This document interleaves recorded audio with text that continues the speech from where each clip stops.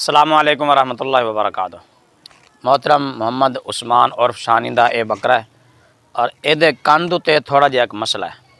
इन्होंने इस वास्ते साकू सड्डा भी आ दिन कंध साढ़े बकरे का चेक करो, क्या ये कुर्बानी हो सकती है या ये कुर्बानी के बारे कोई खलल है, ये बारे क्या हुक्म है शरी रूह नाल, इस बकरे की कुर्बानी जायज़ है या नाजायज़ है। ये थोड़ा जिहा कन्न है कट्टे हुए। ये बारे गुजारिश है कि यदी कुर्बानी बिला कराहत जायज़ है, कोई हर्ज नहीं।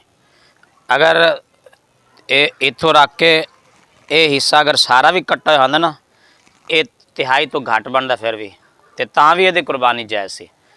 ये कट्टिया नहीं क्योंकि ये बिल्कुल कन नाल है, ये सिर्फ किसी जानवर का पैर आया उत्ते, इस वास्ते उसदे पैर आने की वजह नाल ये हिस्सा जोड़ा है वह कट गया है, अलग हो गया है और इनू ऐब शरीयत के अंदर नहीं समझा जाता, ना ही व्यापारियों की इस्तलाह के अंदर ये ऐब समझा वैंदा है। कुर्बानी के अंदर ऐब वो वेखा वैंदा है जिंदी वजह के नाल बकरे की कीमत कमी आ वजे या वो एक ऐब जिहा महसूस होवे, और ये बिल्कुल महसूस ही नहीं होता, देखने कुछ महसूस होता ना।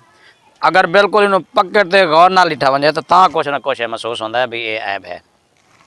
इस वास्ते कोई हर्ज नहीं बिला करात। इस तरह का जानवर अगर तुहानू मिलता है, कितने भी मिले, मंडी जाओ किसी को खड़ा हो साथी को, और उदे थोड़ा बहुत अगर कन कट हो जाए इन्ना या इन्ना हिस्सा कट हो जाए, इन्ना ये अलग हो जाए, तो भी वो जानवर तुसे खरीद कर लो, वो कुर्बानी करो।